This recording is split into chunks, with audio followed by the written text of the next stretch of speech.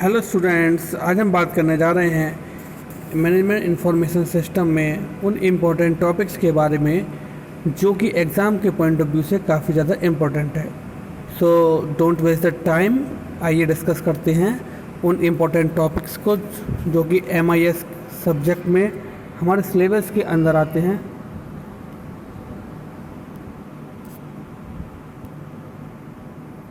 So students, first topic की अगर हम बात करें तो फर्स्ट टॉपिक हमें इसके अंदर आता है हमारा data and information. Data and information तो इसे डेटा क्या होता है, डेटा का बेसिक कॉन्सेप्ट क्या होता है कि जैसे हमें पता होता है कि data are some raw facts and figures, information is the collection of data.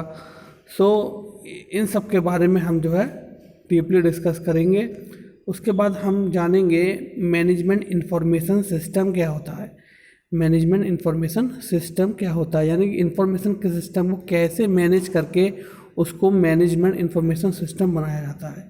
Then planning process in organisation. So students, हम जानते हैं कि जैसे कि प्रिंसिपल ऑफ मैनेजमेंट में हम लोगों ने पढ़ा है कि planning, organising, staffing, controlling, organising, ये सब चीज़ें जो इन्वॉल्व रहती हैं वो हमारी ऑर्गेनाइजेशन में ऑर्गेनाइजेशनल प्रोसेस के अंदर इन्वॉल्व रहती हैं। तो यहाँ पर जो हमारे MIS में हमें डिस्कस करना है BCA में पॉइंट ऑफ व्यू से, तो हम केवल प्लानिंग और कंट्रोलिंग की ही बात करेंगे कि प्लानिंग क्या होती है, प्लानिंग की कैरेक्टरिस्टिक्स क्या होती है, प्लानिंग क्या रोल प्ले करती है ऑर्गेनाइजेशन में, ठीक है, और प्लानिंग क्या रोल प्ले करती है डिसीजन मेकिंग में, ठीक है स्टूडेंट्स। देन सेम प्रोसेस हमारा कंट्रोल के साथ आता है कि कंट्रोल हमारा क्या रोल प्ले करता है ऑर्गेनाइजेशन के अंदर। कंट्रोल की हेल्प से हम किस तरीके से ऑर्गेनाइजेशन की जो ऑब्जेक्टिव्स होते हैं उनको अचीव करने में हमें हेल्प मिलती है। सो हम कंट्रोल के बारे में भी सारा कुछ जो है ध्यान से पढ़ेंगे क्योंकि इसमें क्वेश्चन कहीं से भी पुट आउट होकर आ सकता है। सो नेक्स्ट आता है हमारा decision support system. Decision support system हमारा किस तरीके से MIS से डेराइव हुआ है या किस तरीके से वह डिफ्रेंशिएट करता है मैनेजमेंट इंफॉर्मेशन सिस्टम के साथ, इसको हमें जानना है कि हमारा डिसीजन जो ऑर्गेनाइजेशन है डिसीजन लेती है उनमें DSS जो होता है डिसीजन सपोर्ट सिस्टम में क्या रोल प्ले करता है। देन उसके बाद आता है ट्रांजैक्शन प्रोसेसिंग सिस्टम, जिसको हम TPS भी बोलते हैं शॉर्ट फॉर्म में।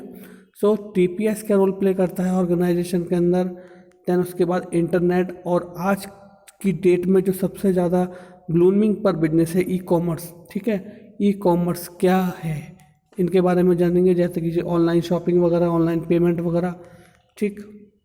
देन उसके बाद हम बात करेंगे डेटा प्रोसेसिंग सिस्टम के बारे में। देन कस्टमर रिलेशनशिप मैनेजमेंट, ये शॉर्ट नोट्स की फॉर्म में पूछे जाते हैं।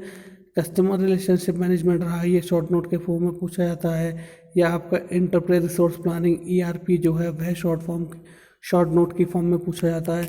तो इन क्वेश्चंस को हम जो है थोड़ा ध्यान से पढ़ेंगे एग्जाम के पॉइंट ऑफ व्यू से। उसके बाद आता है स्टूडेंट हमारा इंटरनेट एंड एक्सट्रानेट, ठीक है।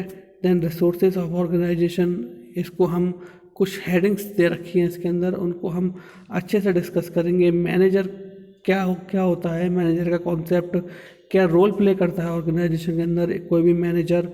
Then MIS what is data processing, MIS और डेटा प्रोसेसिंग के बीच में क्या डिफरेंस होता है। सो ये कुछ बेसिक क्वेश्चंस हैं जो एग्ज़ाम के पॉइंट ऑफ व्यू से इम्पोर्टेंट है। तो मेरा सिंपल सा कहना आप सभी से ये है कि इन क्वेश्चंस को आप ध्यान से पढ़ें, फोकस से पढ़ें, बाकी होल सिलेबस जो है उस पर भी एक नज़र मारें, ठीक है। मतलब पूरा सिलेबस भी आप एक बार ध्यान से देख लें, बट इन क्वेश्चंस पर थोड़ा ठीक से फोकस करें एग्जाम के पॉइंट ऑफ व्यू से। सो आई होप मेरी बात आपको समझ में आई होगी। सो आज के लिए thank you very much, have a nice day.